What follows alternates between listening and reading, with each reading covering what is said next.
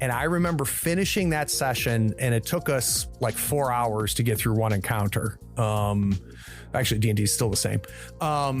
It took us like 4 hours to get through that one encounter. And I remember finishing it at 11 and walking away going, I'm not sure what just happened, but I want to do this, and I want to do this a lot and a lot more.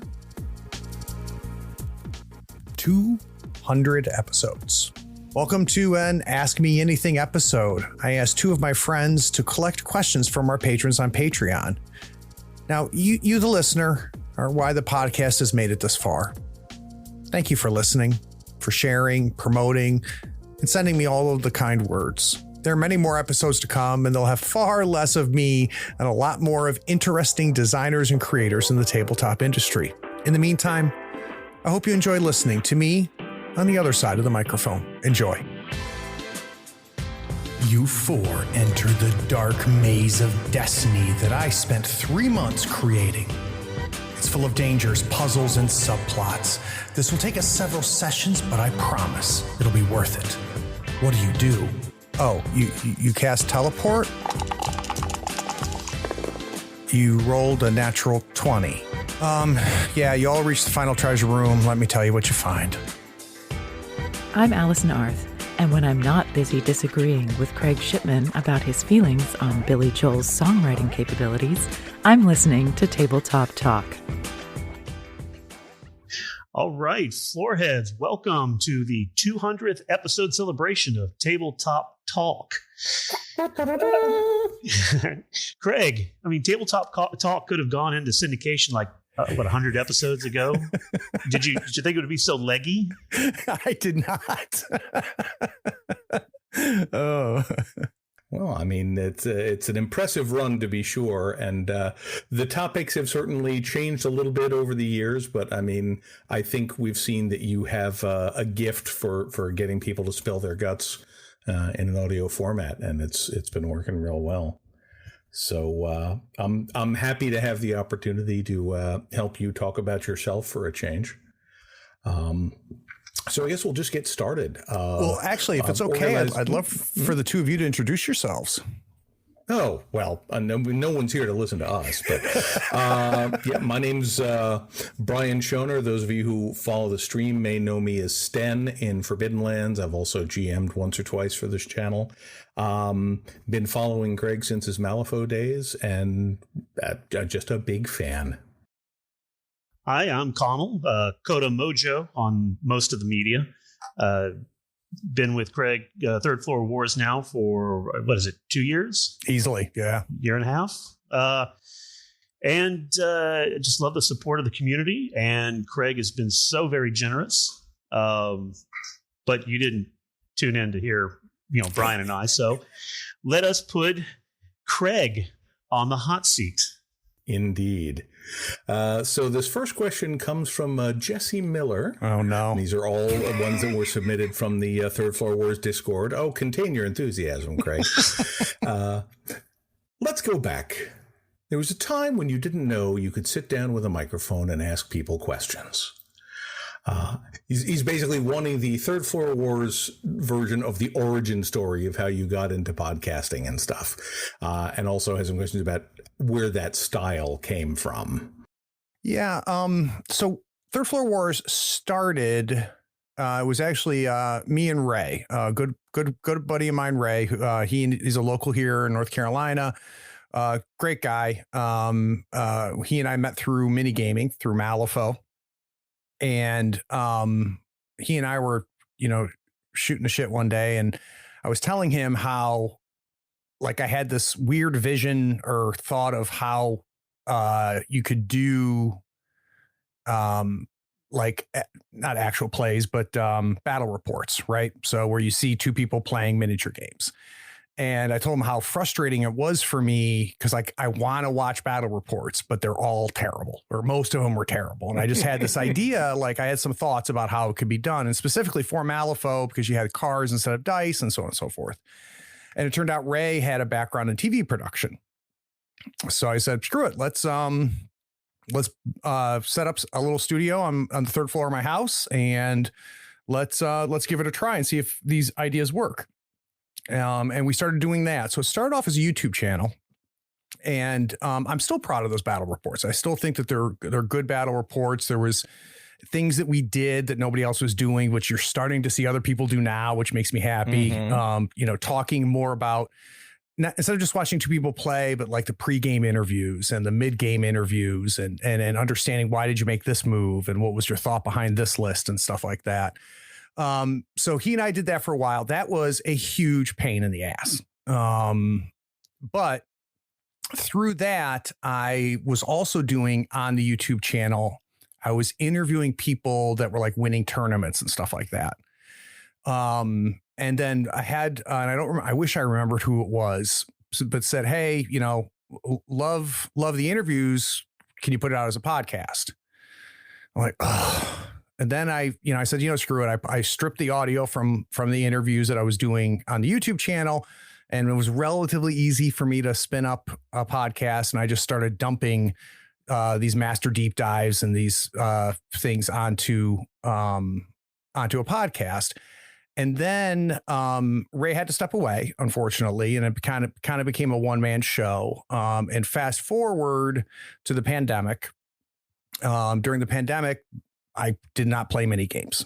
And so I went a good 3-4 months of doing no gaming, because I also love board games and stuff like that, but just none of that was happening. And I had remembered how much I loved playing role-playing games in high school and college. So I was like, you know what? Screw it. I'm going to go buy the latest version of GURPS, which was the last game I had played way back when. And I'm going to, I want to do that again, and start seeing actual plays on YouTube and stuff like that. I'm like, screw it, I want to play these again. So got GURPS, quickly remembered why I stopped playing GURPS. And then ended up picking up Fantasy Flight's Star Wars, because I used to love the West End Star Wars. And that was my first taste of like, holy shit, like a lot has happened in the last 20, 25 years since I stopped playing role-playing games. And, in the greater context, that is not that innovative of a game, but it was drastically different than what I'd played before. So that led me down a rabbit hole.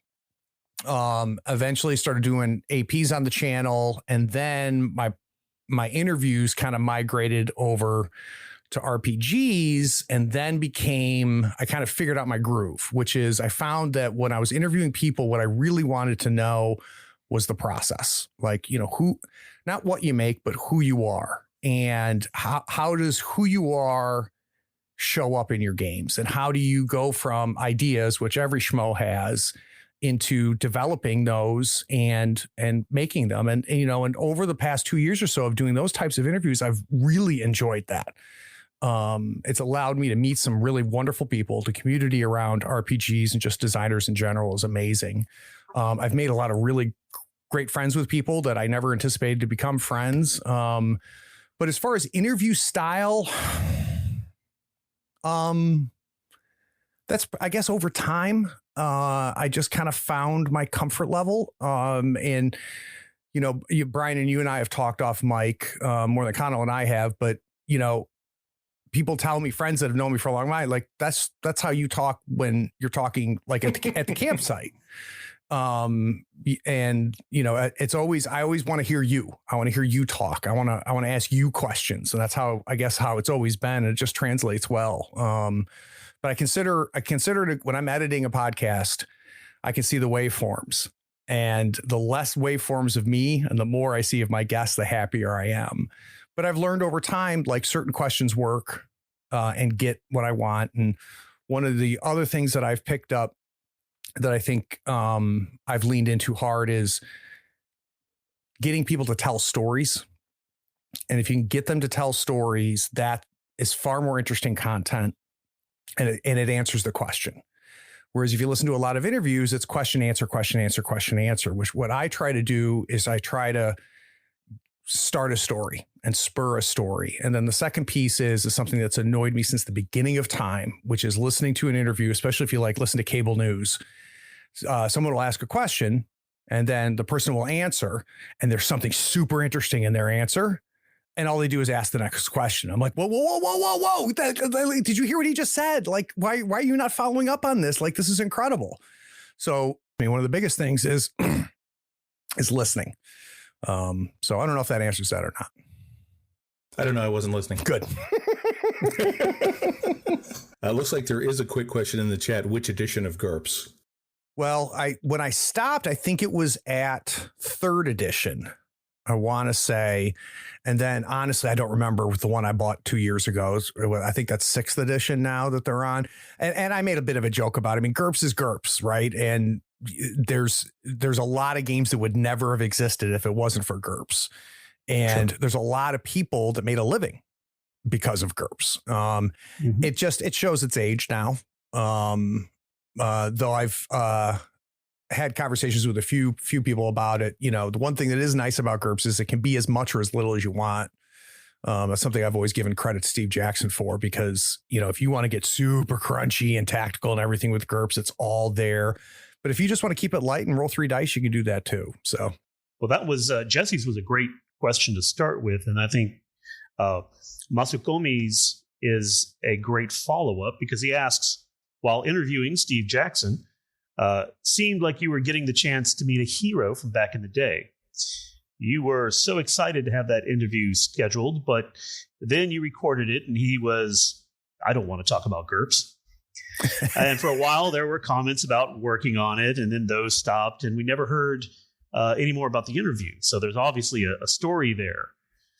So the Munchkin Maestro himself, you want to spill the tea? Yeah. So somehow Steve Jackson got pictures that I don't want released. And no, no, it was. So yeah, the Steve Jackson thing is really, really interesting. One, I couldn't believe he came on the show. I mean, I'm now able to book bigger names than I ever have before, but hell, you know, this guy has been doing it forever. And for him to say yes was just blew me away.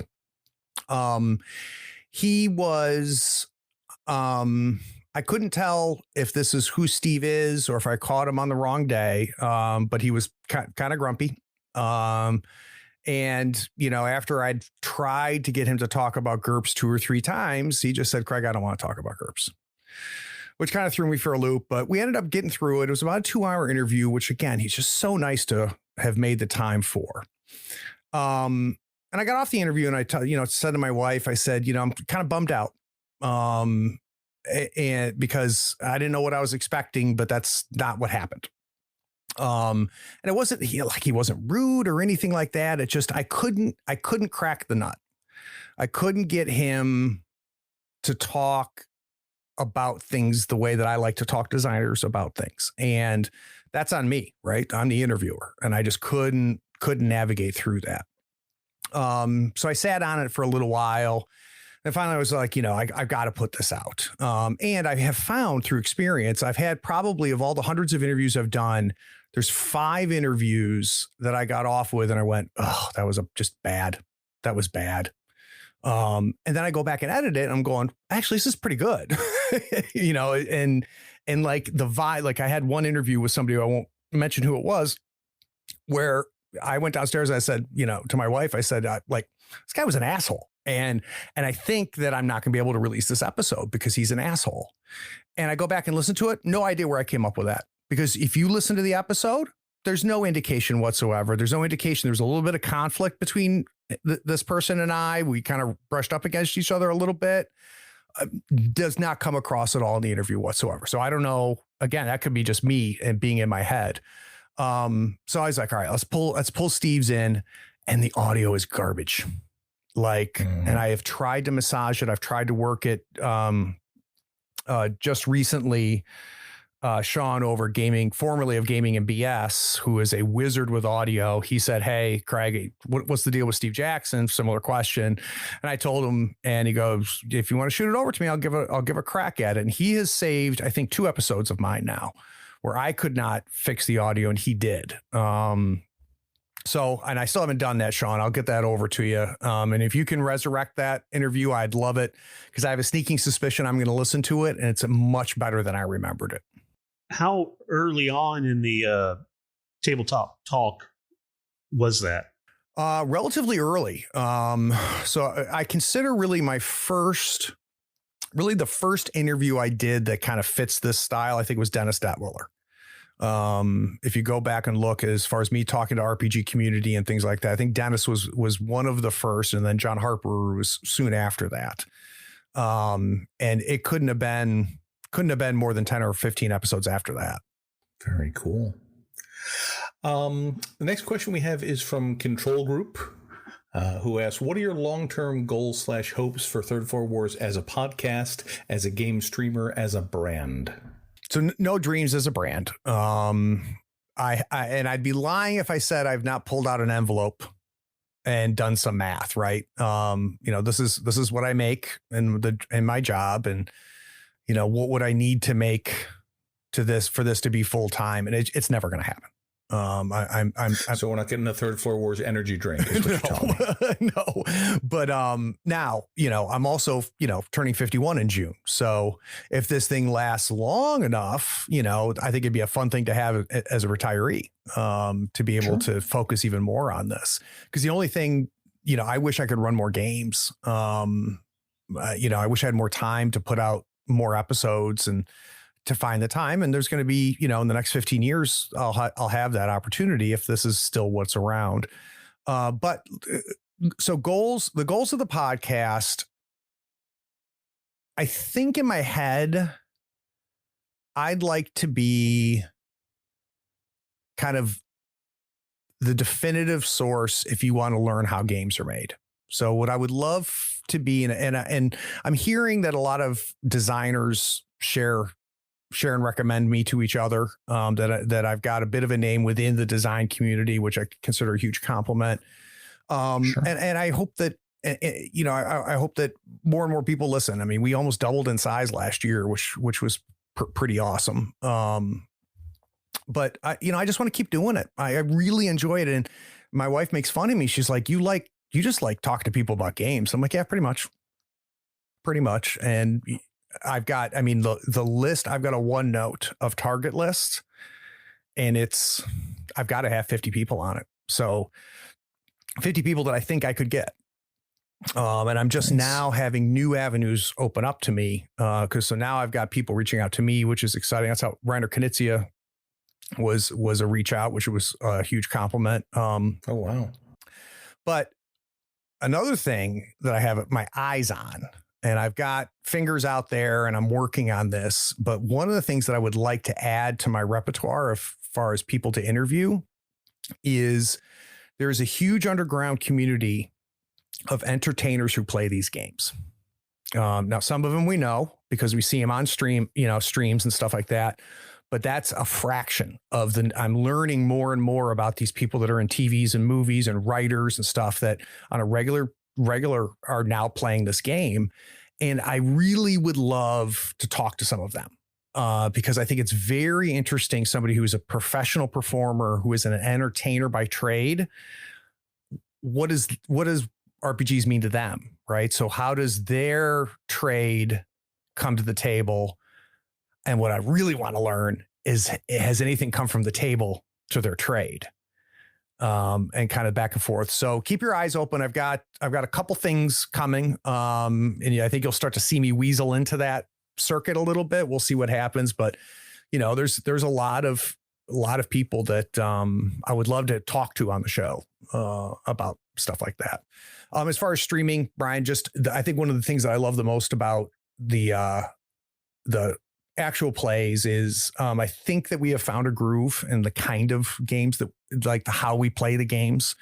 One of the biggest compliments we get is, it's nice to see people actually play, still entertaining, but like you're not just improvising, you're actually playing the game, and I love the fact that there's so many times people talk about getting Craiged, right? Like I saw you play this game and then I bought it. And there's just so many freaking good games out there. The idea that I am helping people find these great games makes me happy. Wookie Gunner asks, what needs to happen?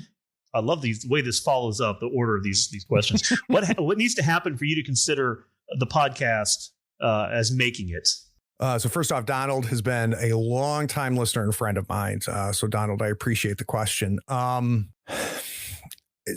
I'd be lying if I told you I didn't look at the numbers, because I do. And part of it is because I'm a numbers person. I make a living with numbers, and it's hard for me. You like all you have to do is like draw a chart, and you're going to suck me into something, right? I'm going to like, ooh, a chart, and stuff like that. So I look at the numbers, and of course, obviously, I like having more people listen now than did before, and things like that. Consider making it. I'd love to win an Emmy. I submitted this year, so that'd be kind of cool. But just keep growing. I honestly, and I think I think even if it stopped growing, I would keep doing it. And it's the other thing that's impossible to know is that in the same way the podcast went from a miniature Malifaux focused show and everything to now definitely RPG focused.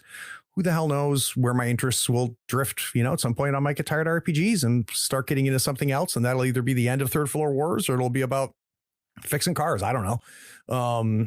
Inevitably the content will follow me. So to answer your question, Donald Wookie Gunner, I don't really know what I consider right now. I consider making it. I consider making it that I open up my emails and I have people reaching out to me asking me if I'd feature their game or if I'd, and the other thing that's neat too is that I've had people reach out and go, "Hey, Craig, I'm working on this. Would you take a look at it?" And for anybody to make the huge mistake to think I know anything about games is a compliment, right? Like, dude, I don't know. You don't want my opinion. I'm just an idiot. But so I don't know. I like being part of the community. So maybe that's it. Being considered part of the greater ecosystem. Maybe that's it. We have a series from Nick Louie that are all kind of linked, and I think they can all be short answers. I mean, this is your show; you can take as long as you want. But basically, when reflecting on the interviews you've done, which of them to you was the most surprising? The most surprising. God, there's so many ways to define that, isn't there? I don't know if I have an answer for that. Nobody just really blew you away with their approach to things or something you weren't expecting to have happen. I think the most surprising thing, I'm going to completely rewrite the question because I'm a jerk. I think the thing that surprises me the most, and it's something that is becoming more and more part of my process in interviewing, I am surprised how important and significant the origin story is for these creators. It started off as kind of the throwaway obligatory question, but if you listen more, you'll hear me bring the origin story back after one or two breaks. And I think it's because I'm getting better at finding that connective tissue. I am learning that the secret for a lot of these designers, and this did surprise me, is who they are. More than even so their kind of creative process. So I think that's why I end up spending so much time on that and spending so much time trying to understand them as much as understand their games. I think if you go back and listen to my Dennis Detwiller interview or some of my earlier interviews, I don't focus on that as much. But more and more, I think you're probably going to hear me really try to understand them as much as, because I think that allows me to understand their games and understand their process. So I think that's what's been most surprising after doing several interviews, which is not what was asked. That's fair enough. Who was the hardest to schedule? Hardest to schedule? Me. Okay. Yeah, I by far reschedule more than I'm rescheduled against. I have certain, for the sake of my marriage and being a father, I've only got certain amount of hours per week that I'm willing to put into this. And sometimes, and I book so far in advance because I can't say no when people say, yeah, I'll come on. I'm like, let's get it in the calendar. So I'm a pain in the ass, and guests have been so great about letting me reschedule here and there. Everybody's been awesome. Even some of the quote unquote bigger names I've had on have just been really, really kind and very forgiving. So I've not had, it's harder with, it's relatively easy for the podcast. It's harder for the stream.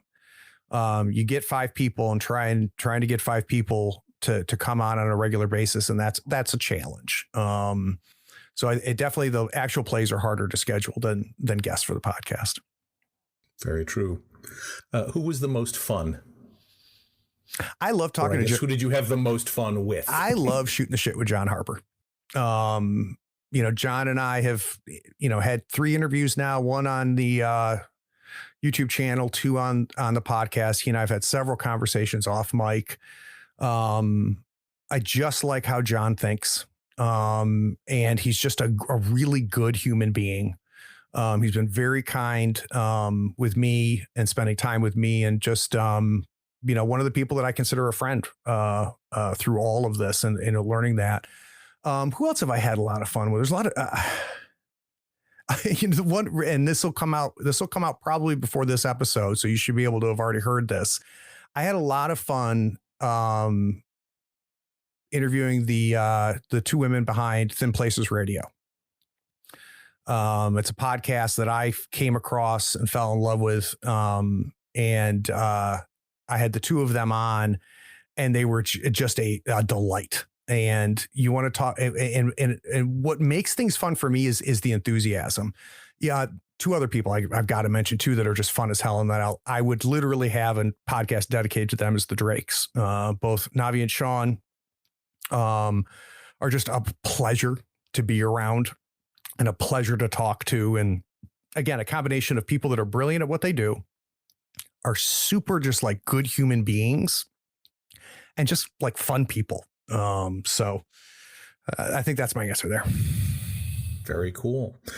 Who's the one that got away, or has gotten Steve away Jackson. so far? Okay. No, you got him.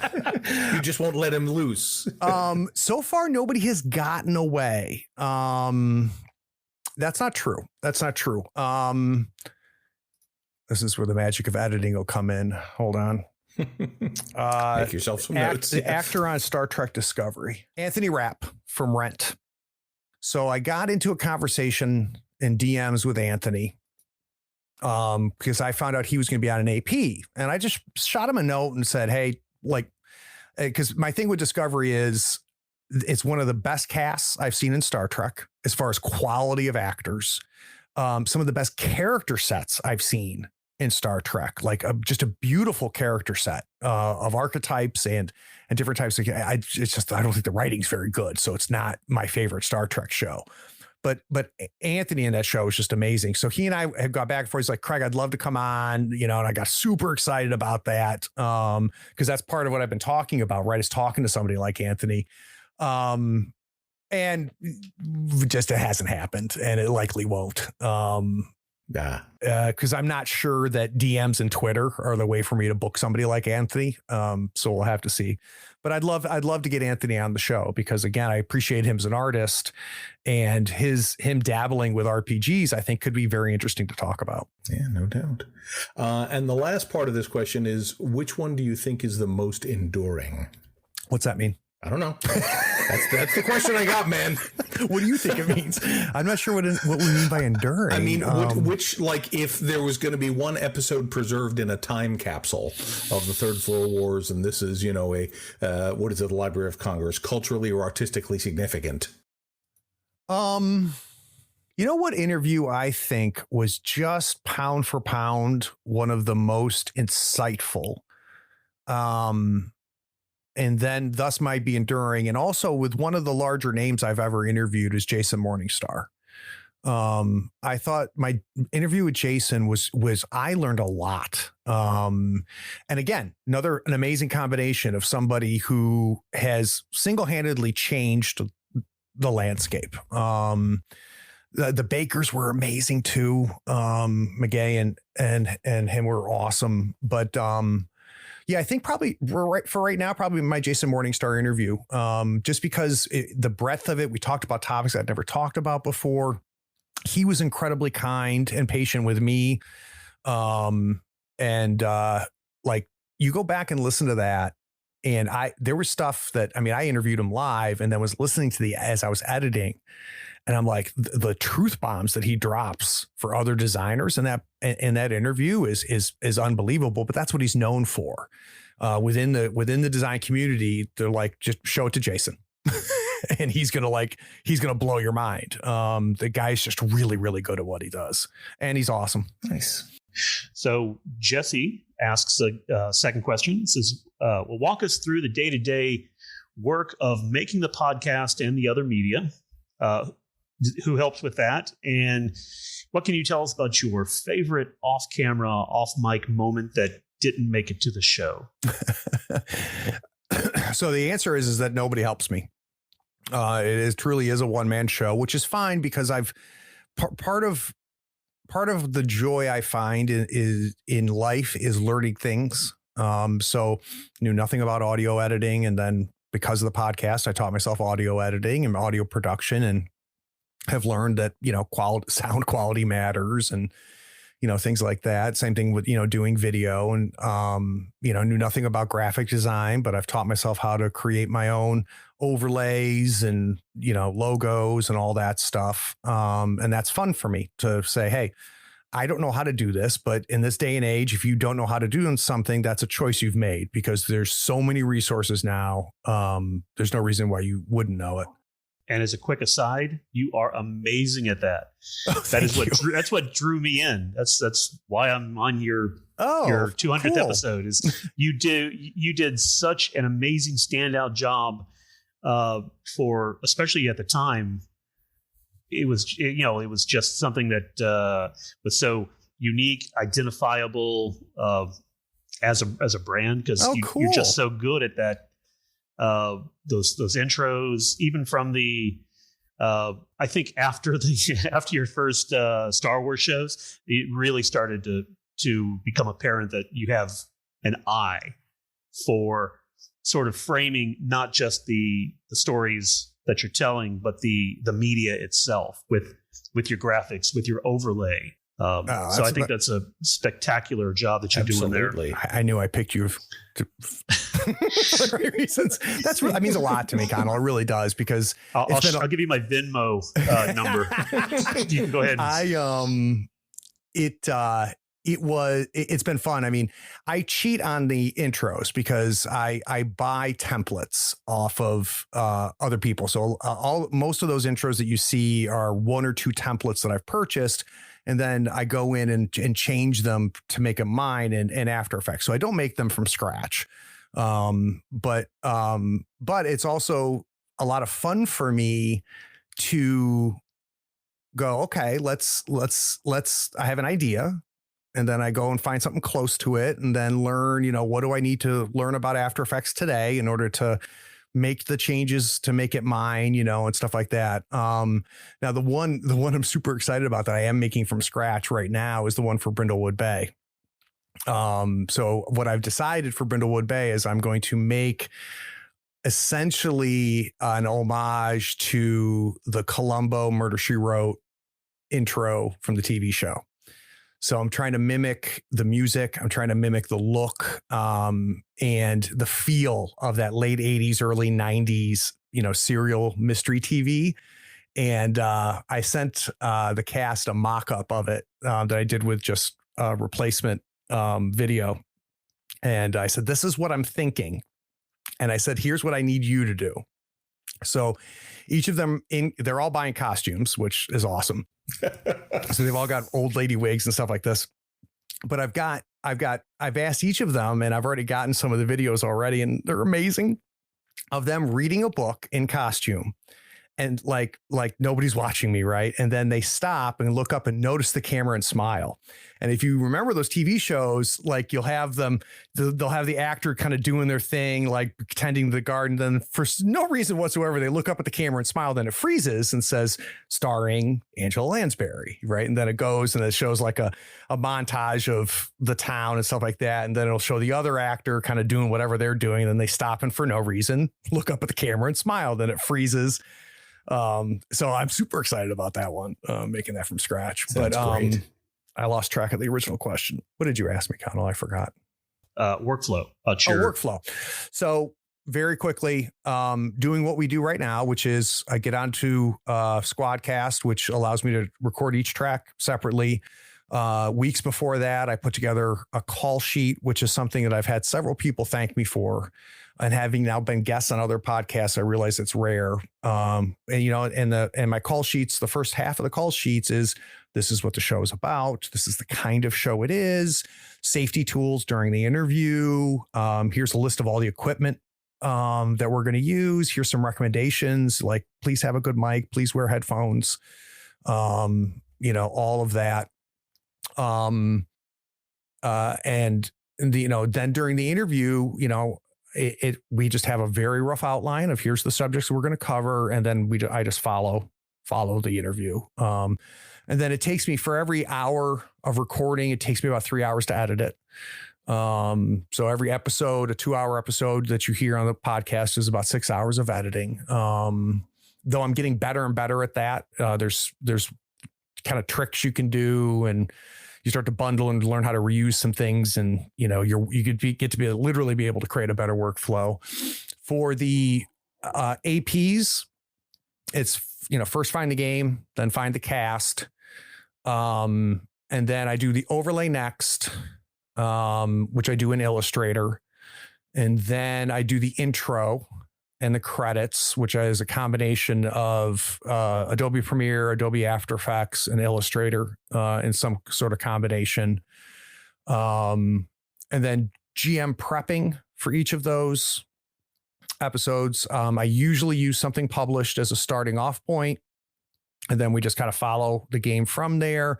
My GM prep between sessions is getting less and less and less as I get better at this and get more comfortable not prepping, and finding that I can produce a better product with less prep.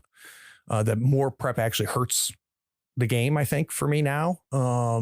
So for every episode, you're probably, I'd say the overlay takes me a couple hours. The intro usually takes me 5 or 6 hours.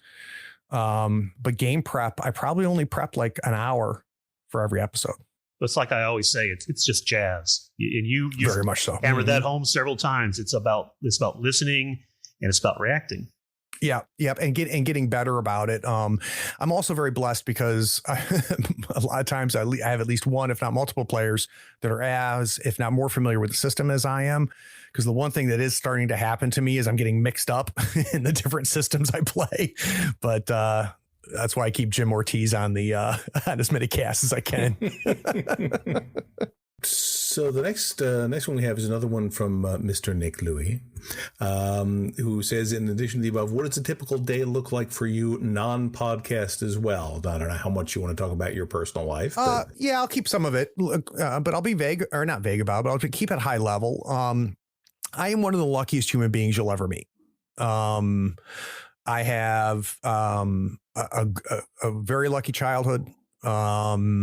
I have been very blessed to have found a career that allows me a lot of freedom financially. And I have been able to find a good life-work balance that I enforce. I am definitely the person who works to live, not lives to work.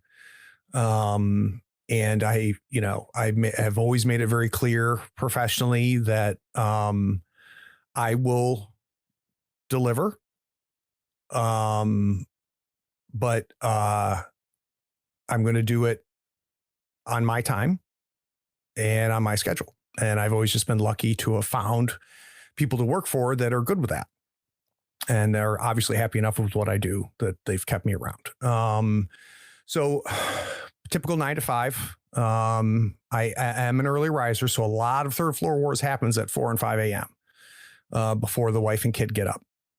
That's where a lot of editing happens. A lot of stuff happens then. I am an early riser. My daughter and my wife are not. So I'm pretty much in charge of mornings. Go down, make coffee, get Cecilia's lunch packed up. I'm in charge of raising the dead and getting the household going. One of my favorite things in the world is I get to drive my kid to the bus stop, which gives her and I a really nice 30 minutes together, which I just cherish. And then I work. I try to stop work by 5 if I can. God willing, and I don't travel like I used to, which is good because that's when my daughter comes home. Try to spend as much time as I can with her and Andrea as I can. We now split cooking evenly. It used to be I did all the cooking, but Andrea has become a phenomenal cook. So her and I split the cooking evenly. And then I try to keep interviews and streams and stuff like that to no more than twice a week, sometimes 3 times a week. But I've been trying to keep that under control because, that's an evening that I'm not sitting on the couch with my wife and hanging out. Her and I are both kind of homebodies. And one of the things that her and I have been trying to do is get out more. I am very much an introvert. So it's not hard for me to go, I haven't left the house in 4 days and be perfectly content. So, but yeah, I would say the majority of the Third Floor War stuff happens early morning. And then obviously I do most of my recordings in the evenings and sometimes on weekends, but I'm super lucky that I have the ability to do any of it.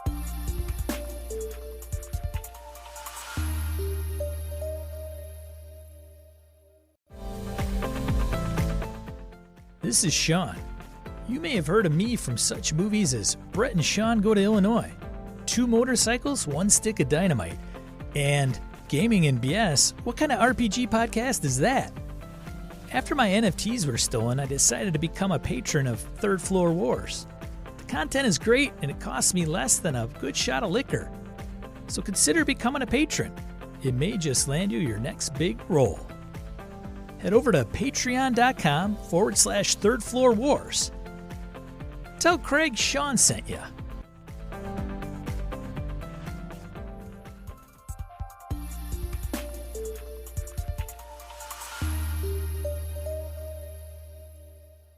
All right. Well, no more Dr. Nice Guy. He asks, I just hear Alice Cooper every time. What was the most off-the-wall moment that's ever happened in an interview? And what about, in one of the live streams? Some gonzo moment. Yeah. It never, there was, and I'm not going to talk about who or where because I never made it to the podcast, but there was an emotional moment that I had during an interview with both me and the person I interviewed. Kind of figured something out together. And it kind of hit us both a little bit, and got me emotional, and in return got them emotional. And that was from left field and completely unanticipated and was not to be shared. So that was probably the craziest moment for me interviewing it, just because it was so unexpected. But also something that I kind of love about the podcast and how I do interviews is I just never know where we're going to go. And I'm amazed at how comfortable my guests are with sharing stuff. And there has been things that they've shared that afterwards they've thought about and they said, "Hey, Craig, I don't know if I want that out there." And I'm like, okay, that's great. I cut it out. But the fact that they even felt comfortable enough saying it in the first place, I take as a huge compliment. One of the craziest moments on the podcast is your fault, Brian, which was the big surprise at the end of our Call of Cthulhu game. So I am the worst person to watch movies with because 99 times out of 100, I see the twist coming. Right. And luckily I'm married to somebody who wants to know the twist before the twist happens. Like she's like, what's really going on? And she'll know when it happens. Right. So we'll be 30 minutes before the end of the movie. I'm like, oh, she'll hear me. She goes, what is it? What did you figure out? I'm like, well, here's what I think is going to happen and stuff. I did not see that coming, Brian. And your execution of that was absolutely phenomenal. And you can go back and I've watched it a few times. You see my face as you start to do the reveal and I figure out what the hell was going on. And then you can watch me rewinding the VCR in my brain and going back and replaying the previous 4 sessions.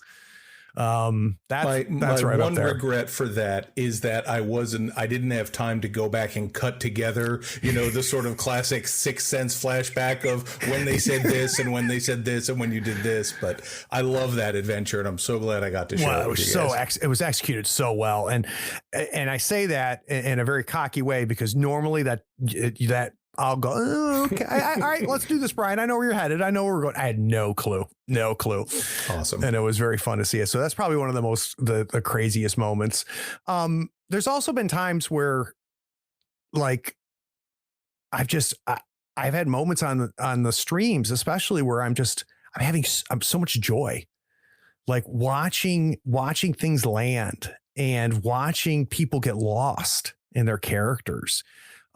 Things being said that like I have to push the mic away. Otherwise I'll blow out the gain because I'm laughing so hard.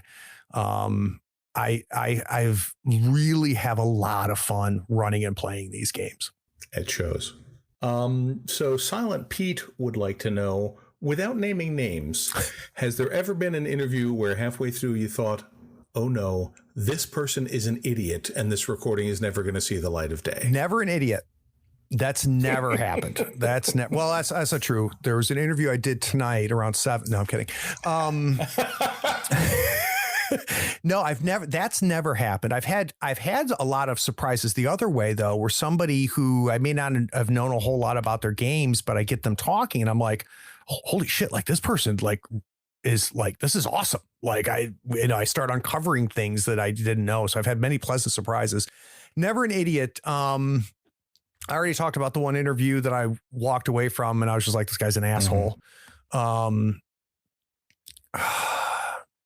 Yeah, I've been super lucky, Brian. I've been super lucky. You know where I am at my luckiest though is the cast on the actual plays, because it's not handpicked. There's a little bit of handpicking that happens now, but generally speaking, it's not handpicked. It's first come, first serve from patrons. And I think it speaks to the quality of the Third Floor Wars community. Like I have not had a bad cast member. It's not luck, Craig. You have built a very strong community, and you got a lot of good people that get what you're putting down, and that makes me happy. I think it really shows in the quality of all the games. So, Feeling Good Lewis. Who let that guy on? So he has to assume that many people in your personal and work life have been exposed to your media empire.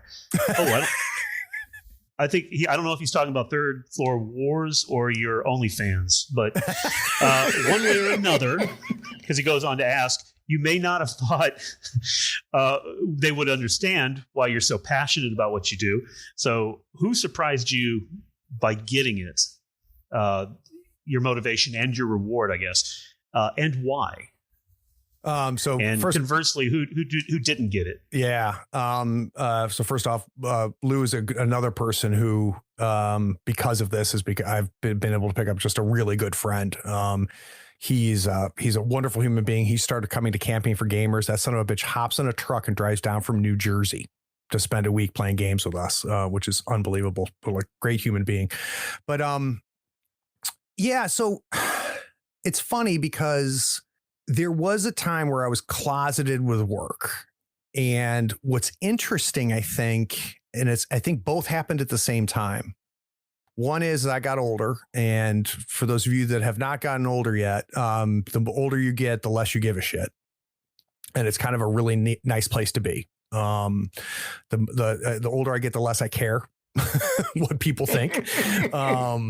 But also, I think in combination to that, I've also have progressed in the company that I work for, right? I work for a consulting firm. And as I've worked my way up, I'm a little bit more secure, I guess, in having those conversations. But it's also interesting because from the client perspective, I'm now pretty much exclusively deal with C-suite people, right?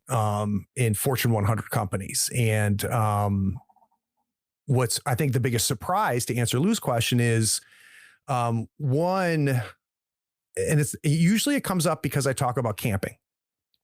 So camping will come up and all my clients know, like, there's 2 weeks out of the year where Craig is not available.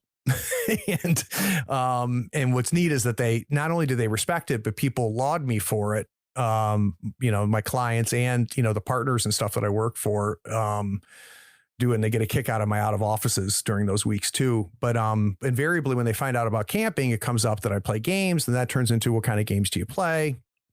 And I used to be super vague about it, 5-6 years ago. And now I tell them, I say, we play a lot of stuff without screens. We play a bunch of board games and card games during the day. And then typically at night we play role-playing games like Dungeons and Dragons. And it's so funny about how things have changed because, I'm talking to people that, just got done with their Forbes interview and that person will go, I keep hearing about that, or my son plays those, or my daughter plays those. And then they're super interested, about it. Like, how did you get into it and stuff like that? And from that, sometimes the podcast will come up and stuff like that.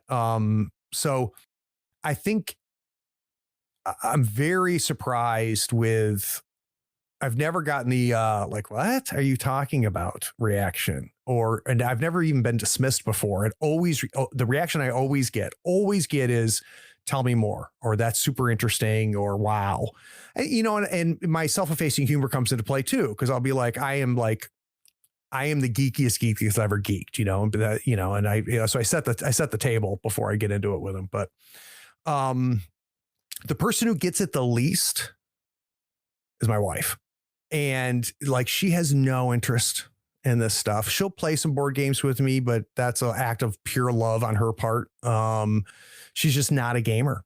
And, what I'm lucky is that she does know what it means to me. And she has interests that I'm like, whatever. But I love that she does it. Right. So we appreciate and love the passion each other has for some of our hobbies, but there's basically no overlap in hobbies with her and I. So she's the one that gets it the least. And in fact, one time I tried to play, Magical Kitties with, Cecilia, who loves role-playing games. My daughter, she's 9 years old, and my wife. I was just like, honey, just come sit with us and like, come on, just try it out. And she was so put off and so uncomfortable and had zero, even out of love for her husband and daughter. She's like, get me the frack away from this table right now. I don't want to do this. And my daughter and I just ended up doing one-on-one with it. But yeah, so I think that's kind of funny, I guess. And nobody has turned it off. Nobody's turned it off. I do have, and this kind of is adjacent to it. I did lose a friendship through it though. And it was somebody who was a gaming friend of mine. And when I started Third Floor Wars and, like started doing stuff with it, like things got weird with this person. And my only guess, and I just recently, about a year ago, had a brush-in with this person. The only thing I can put together is I think I unintentionally hurt their feelings that I didn't involve them in Third Floor Wars. And I think, I don't know what happened, but it was kind of the centerpiece I figured out that this was that kind of ended that friendship, which sucks. But that's probably the bigger surprise of it. Well, cool. Now that we've had that lovely downer. Yeah, right. My wife hates this, and I lost friends doing this. So I hope you guys are real proud of yourself. Cool, Craig. Thanks for continuing to do this despite the destruction of your personal life. On a slightly lighter topic, Sonic asks, "Do you remember your first session as a GM and what happened?" I do remember my first session as GM, and this is why I delight when I ask this question of my guests, because it's amazing how they can go back in time and be in that moment and talk about that moment. And I phrased that question very specifically to get them there, right? I was 11.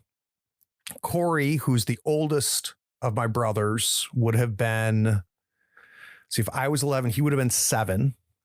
No, he would have been 6. Holy Christ. and it was his friend who was also 6. And I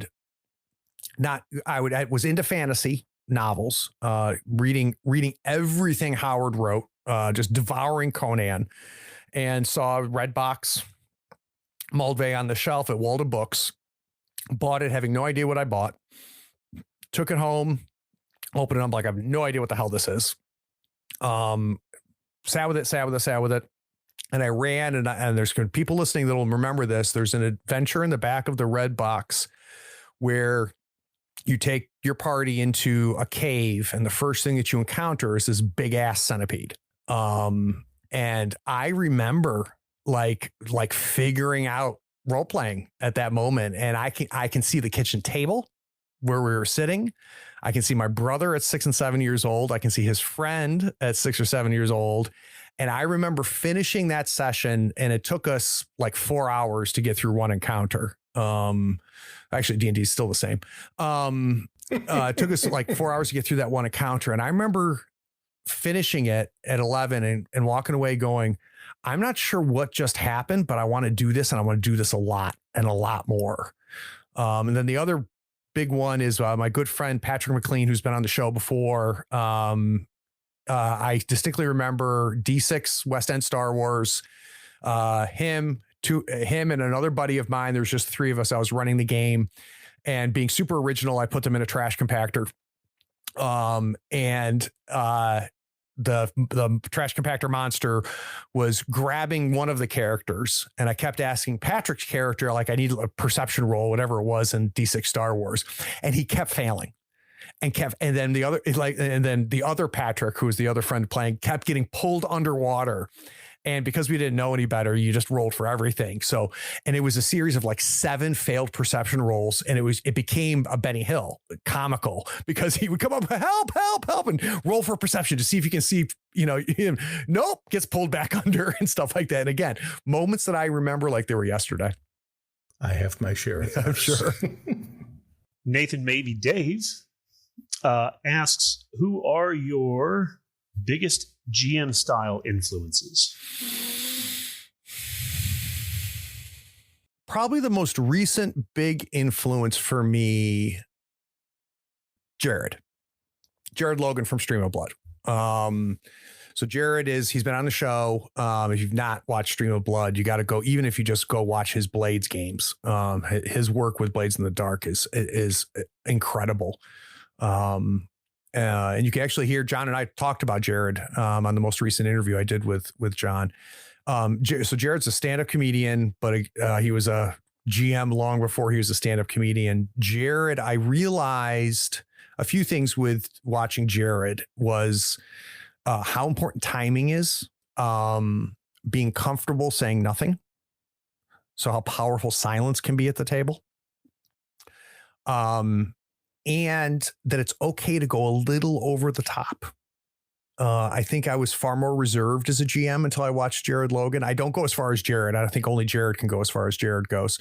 But I felt freed by watching him GM to let me be more, like get more in character than I normally would with an NPC and things like that.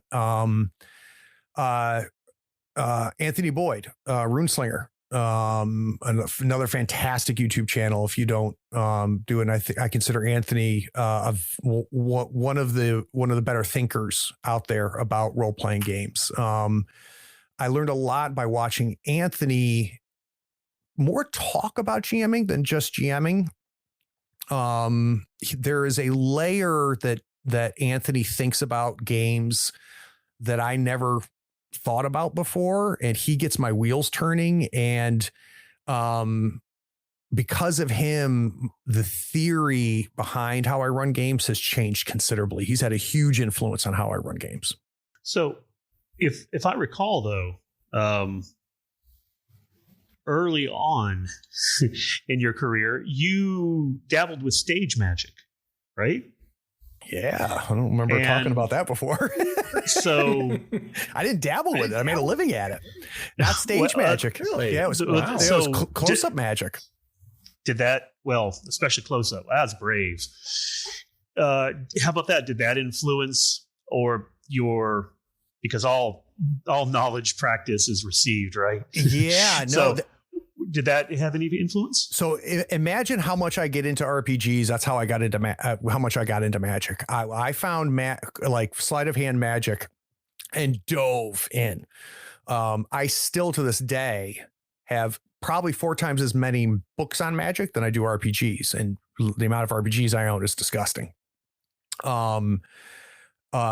Every layer of sleight of hand magic just fascinates me to this day, even though I don't consider myself somebody who does it anymore. Every once in a while I'll pick up a deck of cards and mess around, but I discovered that in college, fell in love with it. I'd like to think I got pretty good at it. But what's interesting about it for me is that's where I learned how to be in front of people, right? And how to perform.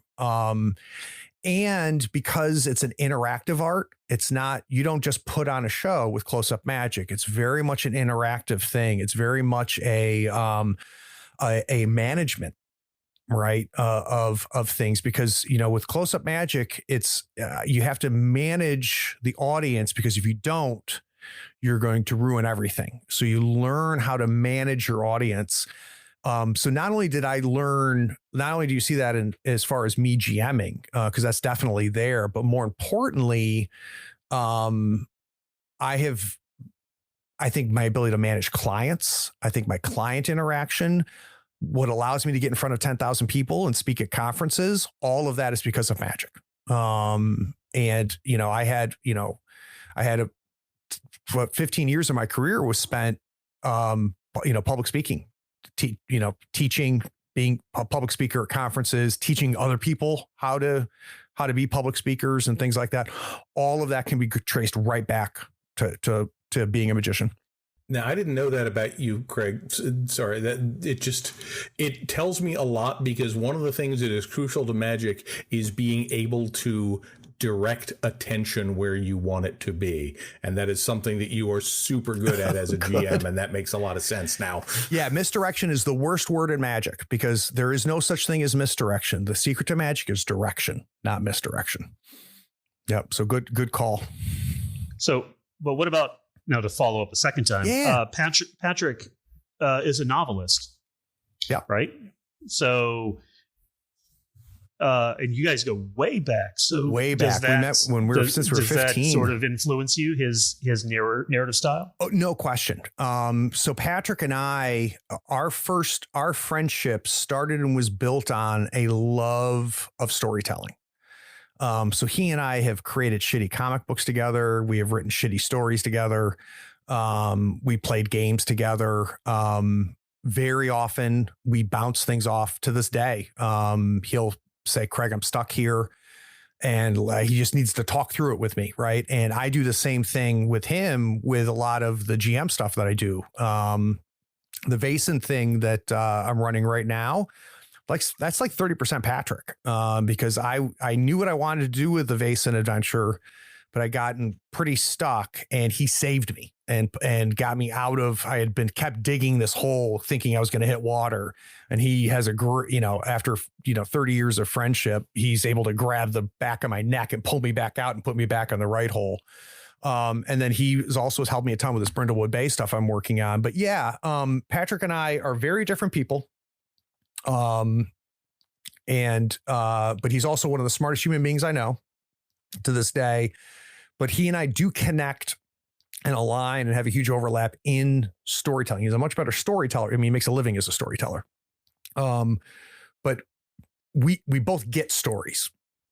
And even though he makes a living at it and he's considerably better at it than I am, at a fundamental level, we have just so much agreement on what a good story is and what it takes to tell a good story. So yeah, he's a huge influence on me as a GM. No question. Is that where you get your beats from? You're sort of this innate knowledge of when to drop those beats that you have, that you're so good at, and your cliffhangers are impeccably timed. I think that is just the fact that I think probably, you know what the biggest influence on that is working at a video store in high school.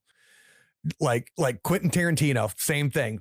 Kevin Smith, all of those people were dorks like me who worked at a video store. And what that meant is that you went home every night with 3 movies under your arm because they were free.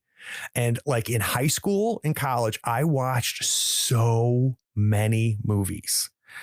I think that more than anything, Connell, is the influence on me in how I understand that. I think it's just because I have watched a disgusting amount of movies and have a passion and love for movies and for now prestige television as well. All right. So we got another one here from Nick Louis, everyone's favorite, who asks, what is the TTRPG game system you've been brainstorming a hack for? This tickles me. And this tickles me because it is a question that has started coming up in the last 6 to 8 months, where I've had people asking me, when are you going to make a game, or, have you worked on a hack and stuff like that? And honestly, Brian, I have no interest in making a game at all. And I think it's a combination of a few things. One, I've never had an interest in making a mini games when I was into mini games. I never created my own magic when I was a magician. I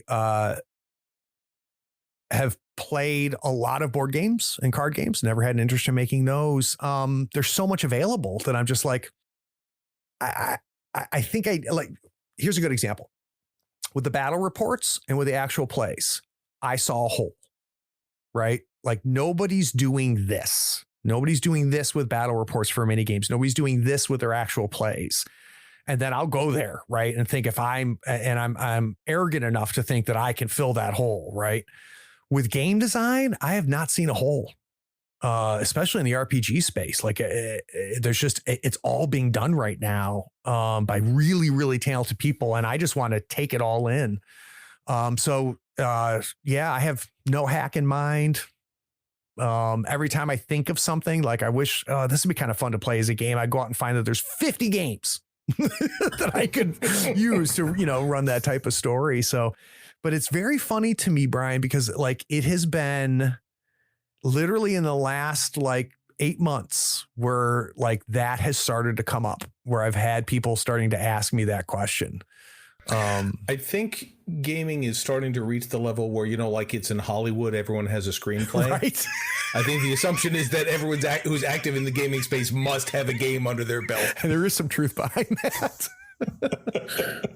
Cerulean5 asks, you, like many others, dropped out of the hobby and returned to WoW later. How do you feel about that? Pros and cons of coming back as I think more mature adult than when you gave it up. Oh, the cons is obvious, which I miss 25 years of playing games. Right. Now the good news is that the years I didn't play games were probably only like 5 or 6 years, because, I got into Warhammer 40K. So I after college, I stopped gaming. And then there was like 5 or 6 years where I didn't do any gaming. And then found Warhammer 40K, which introduced me to mini games. Got way into mini games for a while. In parallel to that, I found board games, and they're amazing. Someone should do a good podcast about board games at some point, don't you think, Brian? That'd be great. So that's the obvious thing, right? Is that there's 25 years of not playing RPGs that I'm sad about. What's been cool about it though is I think my perspective is unique. Though I'm not the only one who's done that. It's allowed me to have some very interesting fresh eyes seeing that before and after. And there was an entire revolution that happened while I was gone. And it's been a lot of fun coming back to. The podcast has let me learn what I missed. And I'm like really happy with where RPGs as a hobbies are now. It's incredible where it is now. So I think the pros though is it gives me I think a fresh insight, because it didn't happen organically. It happened overnight for me, which I think gives a bit of a fresh insight. There's no way 18-year-old Craig would get on and run a game for, hundreds of people to watch. That would never have happened. I never would have had the confidence back then to do that. So, obviously being older has allowed me to feel again, I don't give a shit, right? It's allowed me to do that. But yeah, I think, and the pros is that I got to find it again. Cause that just kind of happened, and it's brought me so much joy in the last 2-3 years. Both as a player, as a GM, flexing those creative muscles, learning things auxiliary. We talked about the process. There's a lot of fun things that I've learned how to do that I enjoy doing with that. Most importantly, I have found yet another community of human beings that I just love. That's been probably the coolest piece, is that I've just found a really, really incredible group of people, both as from the design perspective, the publishers that I've made friends with, like just incredible human beings there. But more importantly, like just the people that have a passion for this hobby. And just like every community, there's a bunch of shitheads out there, but they're easy enough to ignore. But like, I consider the friendships of the two of you, right? This is through gaming that I've met some really like people that are important to me. And that's like, how cool is that? Right. And if you ever feel bad about the time you missed, Craig, just bear in mind Sturgeon's Law, the whole 90% of everything is crap. Yeah. There was a lot of really bad games released during that period we were out, and they've all disappeared into the flotsam of history, and now just the good stuff has survived. So you funny. Really made the right choice. It's like how when we look back on like, oh, they don't make movies like they did in the 80s. I'm like, no, I grew up in the 80s. They made a lot of terrible movies in the 80s. Yeah, exactly. So this next question is by some dingus that calls himself Old Slow Tiger. Oh, God. He says, yeah, this guy just won't go away. He won't. He says, we all have that game that's been sitting on the shelf for years, or decades in my case, that you've never gotten to play or run despite your best efforts. What is yours? There's a lot. But you want to know the one I can't shake yet. And it's funny because there's a lot of reasons why I should have shook it. I think I have got a really good game of 2D20 Star Trek in me. And what's funny about that is that I liked but didn't love 2D20 when I ran it with Achtung Cthulhu. Though I ended up kind of figuring it out like in the last session, which is too late. That's why I need to go back to it, because I think that's a me problem, not a 2D20 problem. There's some mechanics in 2D20 Star Trek that fascinate me. Like one of them is that like literally within a minute, you can roll up a red shirt. And the reason you do that is because like your main character might be the captain of the ship. And, there's going to be an away mission. Well, the captain's not going to go on the away mission. So there's a mechanic in there for you to quickly roll up a red shirt so that you can go on the away mission. And, everybody will, and then you get to decide if that red shirt becomes like a named NPC going forward, that the GM then will take over in your stead and stuff like that. And there's some really interesting concepts there that harkens to things like Pendragon, right? That harkens to things like Ars Magica, that harkens to things like what's the name of the system? The Gothic horror system. Chill? No, it's the one that Runeslinger loves and writes for. God, I'm so bad with names. This is why editing's great. What is the name? Is it Cult? No, though that's a game that's piqued my interest. I need to dig, and the reason that Cult has piqued my interest is people who I respect love Cult. And my first take on Cult, it was too 90s edgelord for me. I was like, I don't, but there's been enough people that are like, yeah, Craig, trust me, like there's a game in there that I need to give Cult a run. Leagues of Adventure. Leagues of Adventure is the system, and Leagues of Adventure. So like Leagues of Cthulhu and all the different Leagues games, you have a second character who is an NPC that you can revert to. But they're almost like a pet or a companion almost. So they're not going to be at the hero level you are. They're a minor character. And getting a chance to play, I played with Anthony, Leagues of Cthulhu, and got to see that in action. And we played, it was a hillbilly horror. And we were like this family of bootleggers. And I had my character, and then I had a cousin who was the secondary character, and seeing that in play where I could shift to a character, play that character live in first person, come back to my main, and Anthony takes over that character as the GM. It was very, very interesting to me. So Leagues of Adventure, Star Trek. But the other thing about the Star Trek thing is I haven't figured out what story I would tell. Because there's a lot of different versions of Star Trek, right? And some of them, the captain goes on away missions all the time. Right. And just looking at the two big shows, right? The original series and Star Trek to the Next Generation, there's huge difference between those from a style perspective and things. So, then you get a Deep Space Nine. Like, there's some really interesting things to do in the Star Trek universe, and I've never played there before. So I think that's the game that just keeps echoing in the back of my head. And if maybe it'll come forward, and maybe I'll do it. I don't know. The other one I've got in my head that may never come out, but keeps like talking to me back here. And I bought all of the material for it, and then they did a Kickstarter for the new edition. So then I backed that, of course, is as Paranoia. So I played Paranoia. Oh, so good. I played it, back when it was the hotness, right? When I was in college.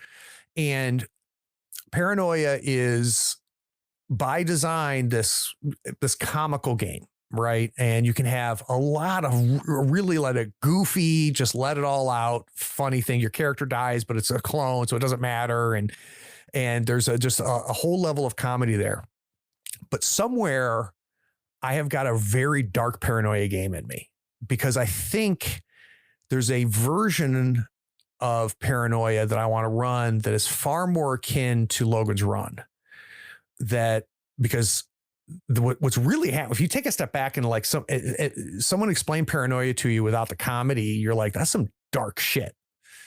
And I think I want to try a serious game of Paranoia. We'll see if I got it in me. I love the idea, and I love this. I just don't know if the Paranoia rule set is right for that. That's very possible. Do something else in that setting. Yeah. But I don't know how well system matters, right, Brian?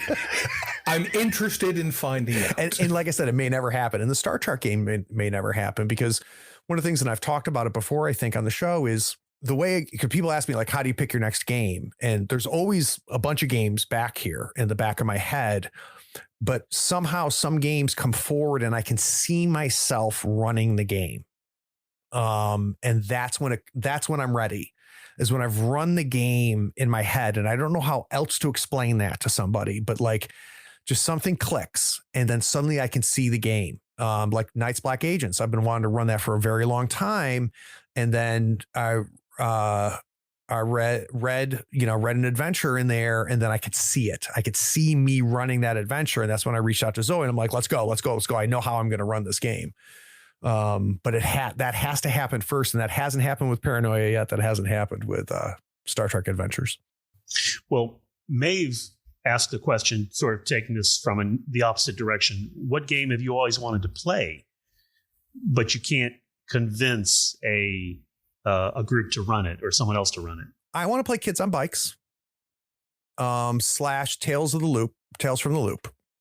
I want to play as a kid, teenager, middle schooler in that kind of E.T. Stranger Things type setting, right? Which Kids on Bikes and Tales of the Loop for. I want to play in that. I have yet to figure out Kids on Bikes to be able to run it in talking about the same thing I just got done talking about. I think I've got Tales for the Loop ready in my head. So I'm sure we're going to probably see that at some point. But I'm very interested I've never played a 12-year-old kid before. And what's interesting to me about that, Connell, is that that's a very interesting time in my life. Who I was at 12 is very different than who I am now. And I am a firm believer that there's something very cathartic and therapeutic about role-playing games. So I'm also amateur therapist who's in therapy. I also think that I could find things, a joy in going back there, if that makes sense. Yeah, I could see that. Silent Pete wants to know your biggest gaming regret, which may include backing Kickstarters. Biggest, your biggest time being Craig'd.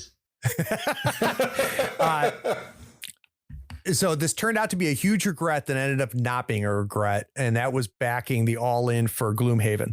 So I backed it, got a disgusting amount of cardboard, knew it was a good game because, again, people that I listen to and trust were like great game. Never could get out of the box. When I say never get out of the box, it sat up here on the third floor in packing tape. Literally never opened the box for years. Well, I mean, it's literally a day and a half of unpunching, right, and sorting, and I just don't have the time for that type of commitment to be able to play it, right? So that it just sat here, and so it was a bad regret for a while, and had nothing to do with the money. It had to do with the fact that I know, given the time for me and for the other people, that it would be an amazing every Saturday morning. We're going to, grab a dozen donuts and some coffee, and we're going to spend 3 hours playing Gloomhaven every Saturday morning, which I just don't have the time for anymore. So that's why it was the regret. It was not the money I spent on it, but where it turned out to not be a regret anymore is Brett, formerly of Gaming and BS. He and his kids go hunting. They have a hunting cabin up there. And why the fuck do you live that far north, Wisconsin? When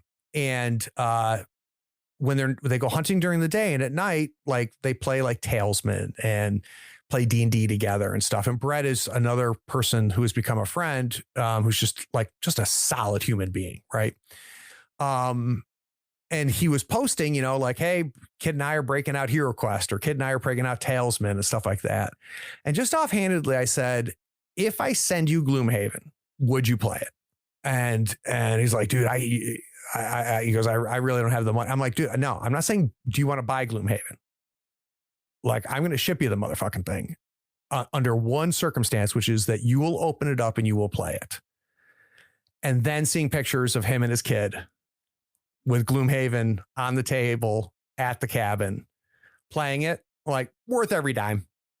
No longer regret, made me super happy because it's a game that he never would have bought. And just seeing a father and son and his kids playing it at the cabin in the woods just made me super happy. So I'm going to throw this out there because I'm a board game person and I love you, Craig. I get not being able to commit to the Gloomhaven cardboard experience. That is a real thing. But I will tell you that the digital implementation of the game on Steam is excellent. So I've heard, and if you think you would like to explore the game, I recommend it highly. So I've heard, I will join you in the campaign. That's where I was headed. So I've heard that, and I would do it with you and a couple other people in a heartbeat, in an absolute heartbeat. So if you ever want to do that, let me know. I will buy it on Steam. I'm in anytime you want, I would man. Anytime thoroughly enjoy doing that. So, you just let me know. I'd love to do that. Consider yourself let know. And just don't tell Connell. I love the idea of Gloomhaven. I'm glad it exists. Exactly. Oh man.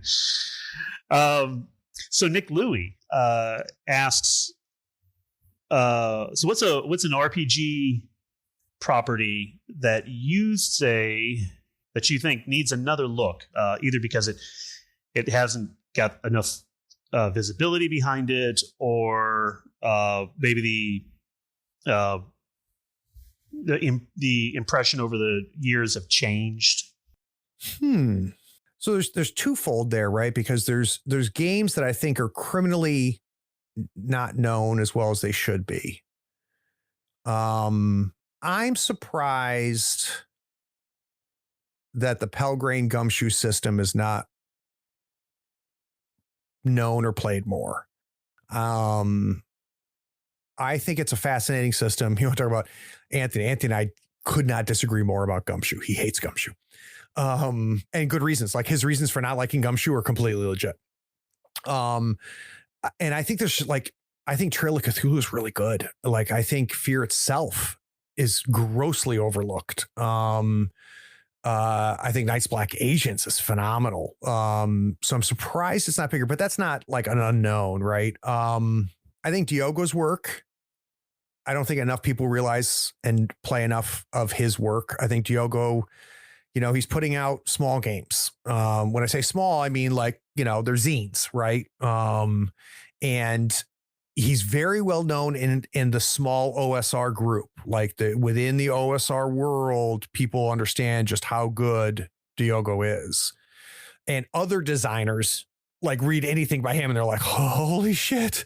Like they recognize that. But I wish that more people experience some of his games, because every time I've dove into him, most recently with Primal Quest, it's stunning.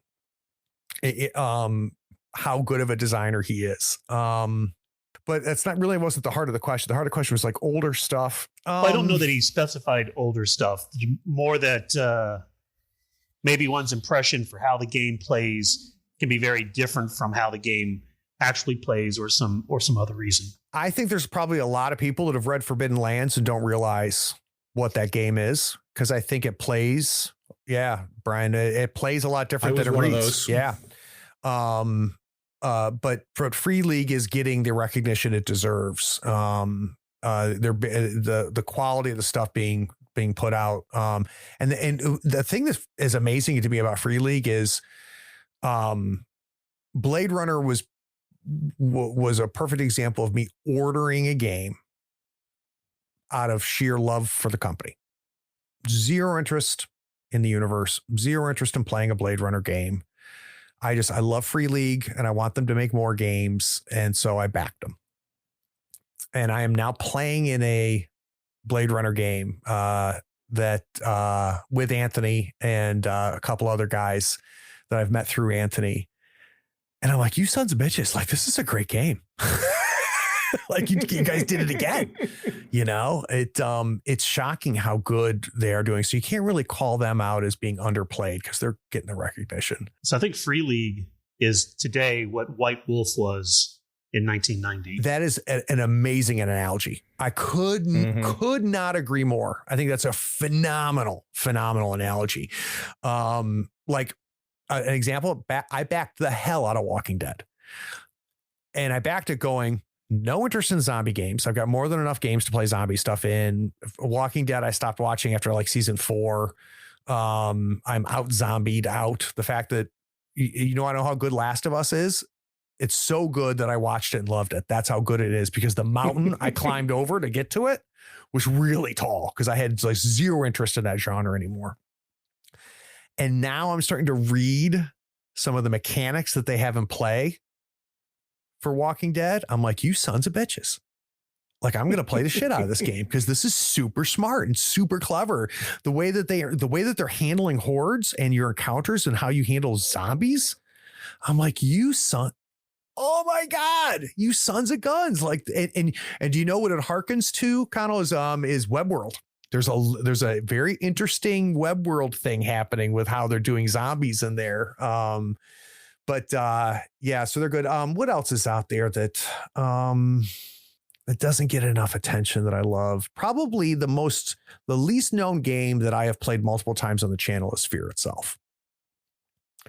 I think that's probably the game that I've played the most that is the least known. And the thing that Gareth and Robin did with Fear itself is they created what I think is a really great horror movie RPG.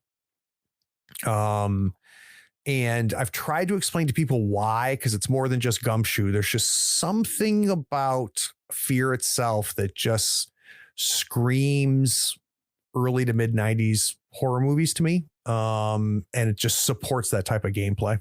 Well, horror is less is more. Yes. And the gumshoe system just removes all barriers. There's no simulationist going on. It's a very sort of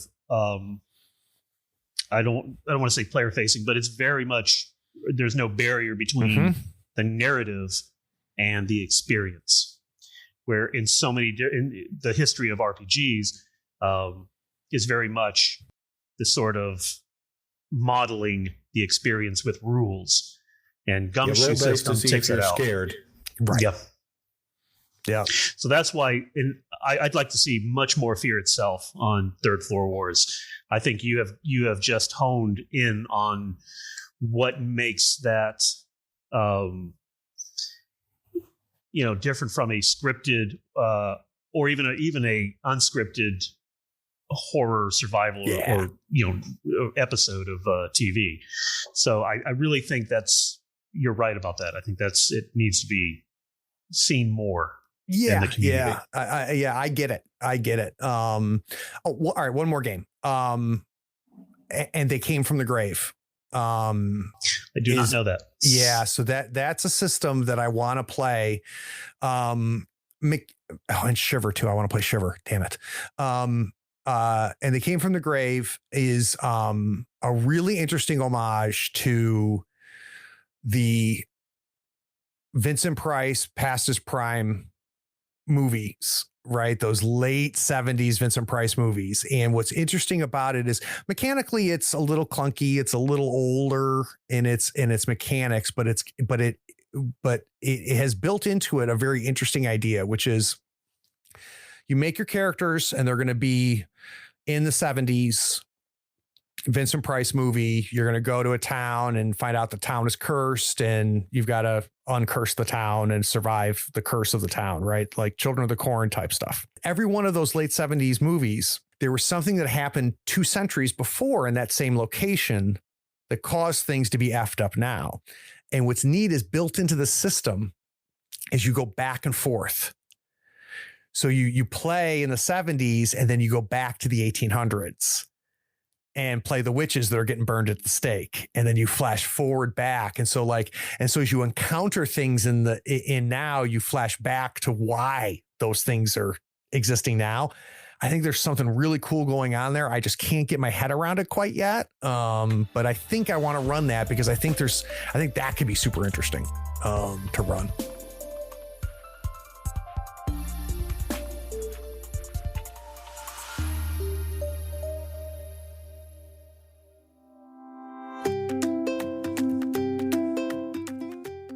There are specific skills we use when we play a role-playing game. The better we are, the more fun it is for everyone at the table. Karen 12s and Friends wrote the 2nd edition of Improv for Gamers, so you can level up your play. The book helps you strengthen your storytelling skills, craft more exciting and multifaceted player characters and NPCs, and it also helps you know when and how to end a scene or share the spotlight with other players. The new edition for Improv for Gamers contains over a dozen new exercises, tips from experienced players, storytellers, and GMs, and advice for adapting the lessons for online play, accessibility, and your specific game and group.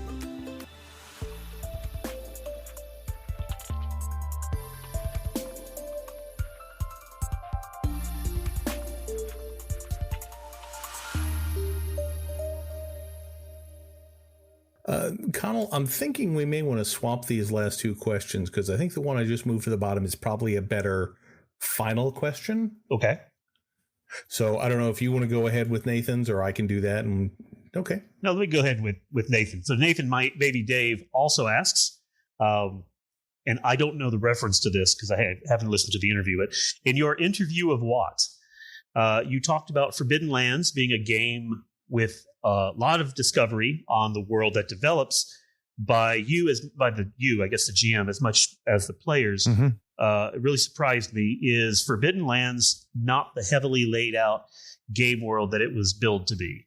So what I mean by that, Dave, is that, and this is less to do with Forbidden Lands and more to do with the design philosophy behind Forbidden Lands. So So you have the Ravens Purge, right? Which is what Brian is going through now as Sten. And it is unlike any campaign I've ever seen before because, and so most campaigns that I've ever come across were at best plot point, but usually a lot more than that, where they're like, here's the first act, right? Where we're going to, give all your players everything's going on. And then second act, things are going to go to shit. And then third act, they're going to be the saviors. What Forbidden Lands does, and we're now seeing it also in their Alien game and their Blade Runner game, like they've gone on with this. They do something that I think is very unique right now that I hope catches on, which is here's what's going on. Right. So Raven's Purge this is what happened. This is what's happening right now. And it goes at a macro level. There's this huge thing that's happening in Forbidden Lands, Raven's Purge. Right. And then it micros down to the adventure sites, where these adventure sites are presented as here's everybody who's in this adventure site. Here's all the shit's going on here. Right. No mention of players. No mention of plot or anything like that. It's just, this is what's happening. And then it even goes down to the encounters at the random encounter level. The random encounters are like, this is what's happening. And then they say, and it's almost implicit. They're like, so drop your agents of chaos, the players, into this encounter and see what happens. Drop them into this adventure site. See what happens. Drop them into the Raven's Purge overarching. This is what's going on in this world right now and see what happens. And it's so non-story driven. There's no story in Raven's Purge. There is no, the heroes are going to encounter this, then the heroes are going to do this, and then the heroes are going to go to here, and then they're going to discover this. So what I mean when I said that in my interview with Watt is, yeah, I've got all of that stuff. I know what's happening in this world that Brian and Dave, who's the one who asked the question, that they're all playing in. And I'm discovering and in some ways defining it as we play. We're 25 sessions into Raven's Purge right now. And they are just getting a whiff of what's happening in this world. And this is a testament to the table and to the game. And we're having a blast, right? So we didn't need this epic overarching story of this and that. Like the stuff that has happened in these 25 episodes of Forbidden Lands, I never would have anticipated. They have been significant. They have been impactful to me as a player at the table. And I laugh at myself every time I say this because like the next episode, like I don't know what's going to happen. I don't know what Brian and the three other players are going to do. And quite frankly, I'm not sure they do. And that's happened. We do not. Yeah, that's happened so many times in these 25 episodes. And yet where we go and where we end up, it has been incredible. And it's why I'm a firm believer, and this is something that I've picked up from Anthony, I'm a firm believer that story just happens in these games. So stop it. Stop trying to plan for story. Stop trying to impose story. The character arcs that we've seen in these four characters are nothing short of incredible and unique, but still tied to each other. Like Sten's going through some shit, right? But so is Nate's character. So is Vasila. So is Osric in all very different ways, but they're happening together. And the thing that I'm happiest about as a GM is that, one, I've got a strong table with strong players. Like that makes my job easy. But I'm also proud of my ability to listen and follow them. And I've been doing a good job of doing that Jared technique of laying track just ahead of them as the train goes down the tracks. But yeah, if you're not watching Forbidden Lands, like I'm telling you, it is a really neat thing that's happening. It's a little bit of magic that's happening. And I think these next 5 episodes, like, I'm so excited. And I'm so excited, and I have no idea what's going to happen. No idea where they're going to go. And that's amazing. So, yeah, and just to throw in on there, and this is more about me than it is about you. So feel free to cut it out of the episode. But one of the things thanks that I've so really much, guys, for listening. I do have another actual question to ask you, but I was just going to say, one of the things that I've really enjoyed about Forbidden Lands and the stuff I've done on the channel regardless is I've been playing RPGs with a lot of the same people for a long time. And, we have a certain level of comfort, and nobody ever really gets deep into character motivations. And one of the things I really like about playing on the Third Floor Wars channel is that we don't need to feel obligated to do any of that stuff. But if we want to go that way, it's totally cool and everybody's down with it. And it's a different experience for me, and I love it. Well, and yeah, I completely agree, Brian. And what's neat about it is we flex in and out of there, right? Like, there's times where we get wicked RP, right, and really kind of get into some deep shit. There's other times where we just kind of pull back a little bit and just play at a different level a bit. And the table has a really neat chemistry about it because we've all kind of done that together. I've never seen a situation where any of the 5 of us are at a different point on that spectrum at any moment. And I think also we've also been very good about inspiring each other, right? I think there's times where one player will go, this is where I want to go right now. And everybody's like, okay, let's go. Let's go to that level of gameplay right now.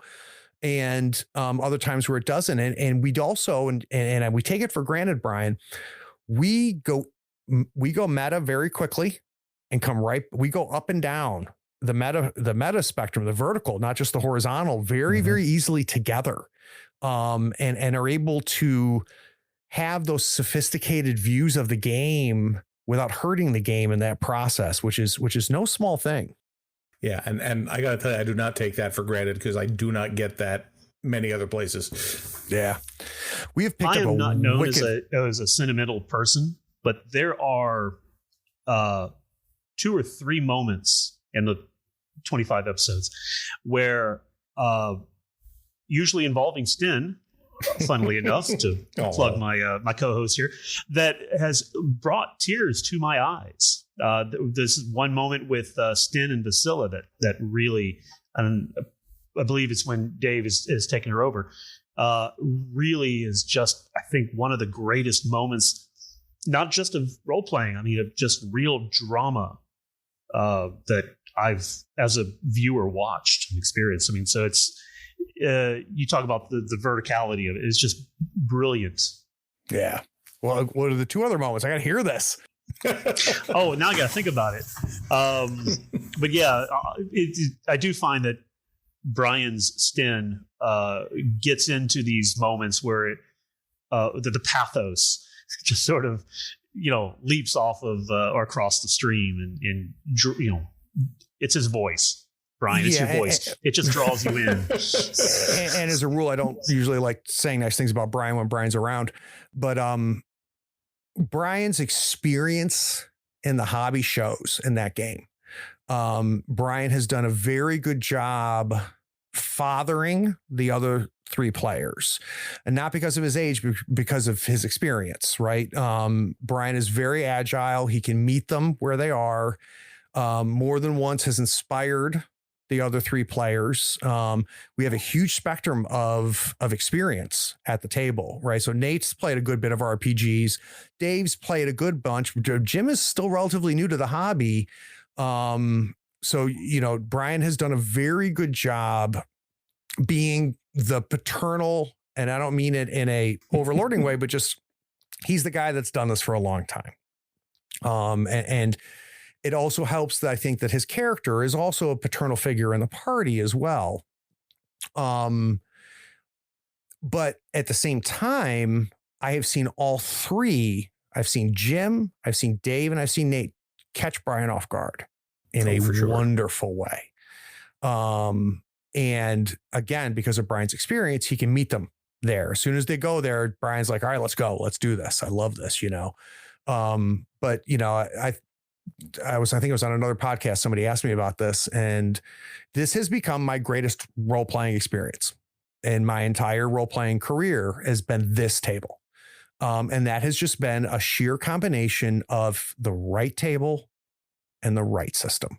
And you know, I don't think it would have been this good with a different game. And it definitely wouldn't have been this good with a different set of players. I think it might have been that good, but it would have been different. But anyway, thank you very much. True. Enough about me. Although I feel like you've been cheating and reading ahead on the questions, because the last one on the list here is, what is one of your favorite RPG moments? I haven't had one. Okay. That's fair. So Forbidden Lands, obviously. But let me think. So I think, and so the favorite's tough because there's different favorites for different reasons, right? I think total table chemistry, nothing has met Forbidden Lands. But there's been close. Like I think the Mothership group we had something really special happening there as a table, right? That transcended the game and everything, and transcended each of us as individuals. But there has, I think, one of the most recent really magical things that is happening right now, and it's also one of the least viewed on the channel, which is fine. But I for me, it makes me sad a little bit because I think it's special, right? And I think it's important.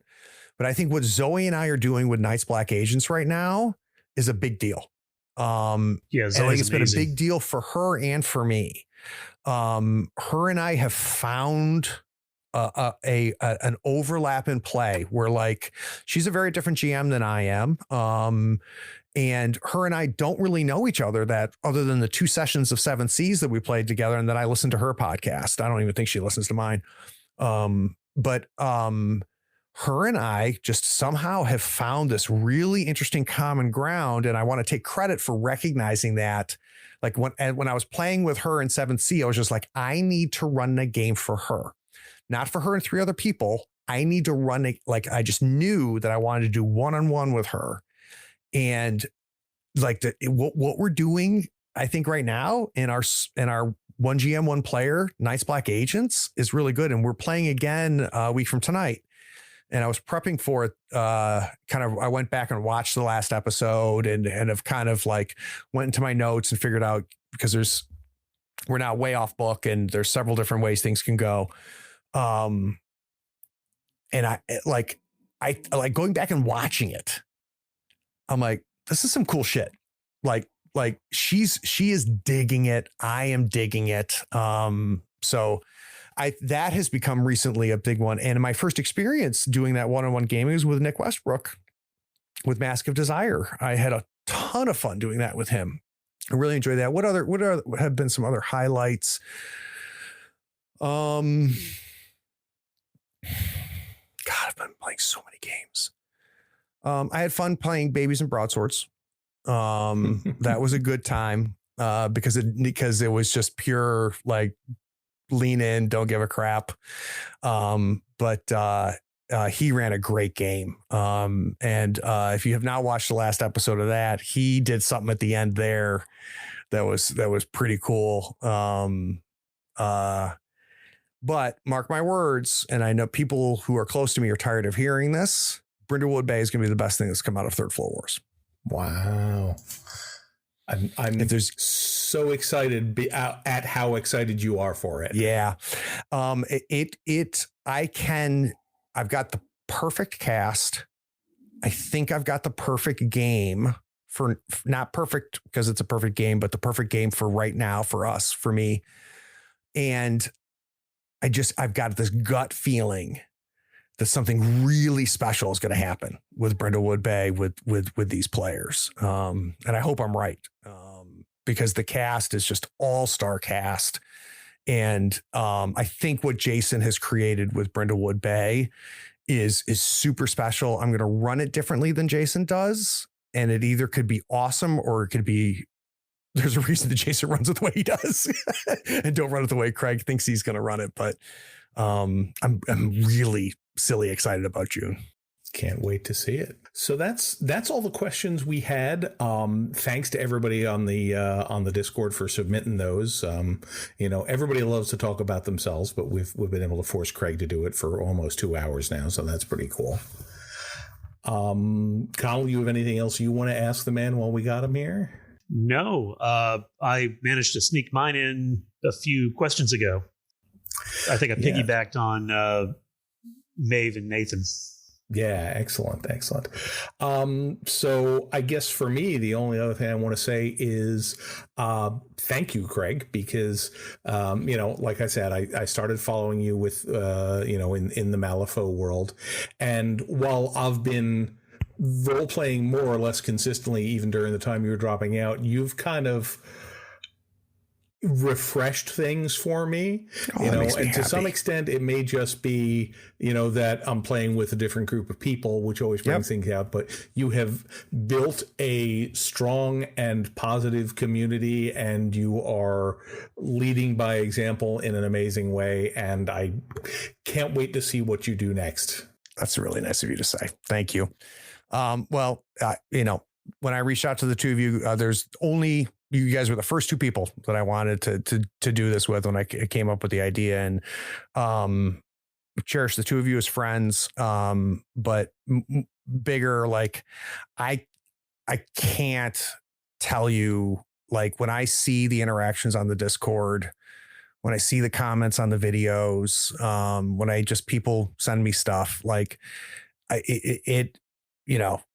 going back to a question that was asked earlier, like, when do you think like you've made it? I think if I can keep bringing really cool people together, which was not a goal of Third Floor Wars, it's just kind of happened organically. It's really, really cool. It's really, really cool. The support that we've seen on the Discord, the quality of interactions on the Discord, honestly, and Connell, you've been a spearhead of this as well as you, Brian, when you're not playing. And I think there are a couple games you're not playing in on the channel right now. But like I love the interactions while we play, the live watches together, and the sense of community that happens there has been really neat. And like the friends that the three of us have made in the community, and we've never met these people. Like we couldn't even tell you their real names, and that's cool. That's cool. Awesome. It's fun to cheer in Twitch. Yeah, it's fun to cheer in Twitch. It's fun to do the pop. I'm not going to let you get away without plugging, Brian. Oh no, I was going to ask you if you had something you wanted to plug. Nope. I want you to plug your stuff, and then I want Connell to think about either something he's involved in or something that he loves that he can plug. But you start, Brian. Oh, okay. As those of you who have watched the Forbidden stream before will know, I co-host a monthly board game podcast called The Ascent of Board Games, like The Ascent of Man, only board games. And we put an episode about once a month. The theoretical thing is that we find a game mechanic or a style of game. We talk about how it's evolved over the years. Mostly it's us arguing with each other about what games we like and why each other are dumb to like the games we like. But we have a good time. And, if you like board games, you might be interested. But if you like money, don't listen. Because I have been cragged so many times by your stupid podcast. Well, our main targets are each other. You're just collateral damage at this point, Craig. Collateral damage. But I have found some really good board games because of you guys.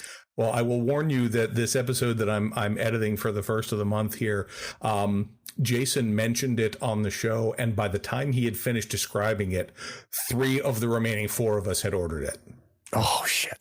Can't wait to hear it. Can't wait to hear it. Look at my You credit guys card have ready. way too much fun on the Ascent of board games. It's true. They really do. And I've told this to Brian before, and it's getting better and better over time. Each of them have found their own distinct voices, and there's enough overlap that they're definitely a cast, but they're also their own people, and it's the chemistry that they are finding. And it wasn't like it wasn't there before, but just naturally, you listen to the show now versus just even a year ago, And of course I listen to it a little bit differently as a podcaster. Like it's really cool. Like these guys are starting to really groove now. Like they're really finding your spots, and it's a great podcast. Thank you. I like that each of you have your own personality that comes through. I mean, it's not like I'm listening to four opinions that are the same. They're very usually in the same ballpark, but it's very much that I feel like I'm sitting down with my friends and talking about board games. Excellent. Couldn't agree more. Well, how about you, Connell? What needs a plug? Oh, support your local ASPCA and Humane Society no-kill shelters. They do a tremendous job. Yeah, absolutely. Yeah. Good shout out. All right. I got to do the classic. You listen to the whole thing all the way to the end. And me, Brian, and Connell appreciate you too. And hey, appreciate everybody that was in the backstage. Take care all.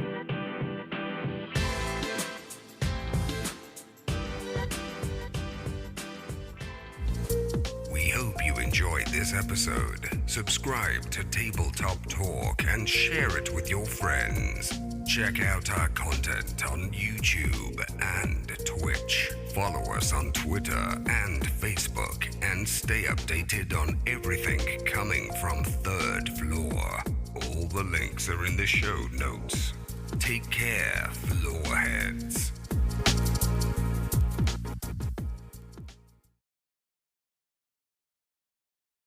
Oh, hey, are you still here? Wow.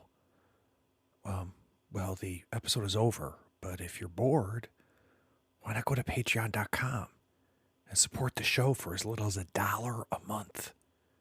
Yeah, you can just scroll down and get the link. It's Patreon that makes this and all of our other content possible. Don't you want to join the other floorheads on the Patreon Discord? Anyway, thanks for sticking around. Take care. Bye.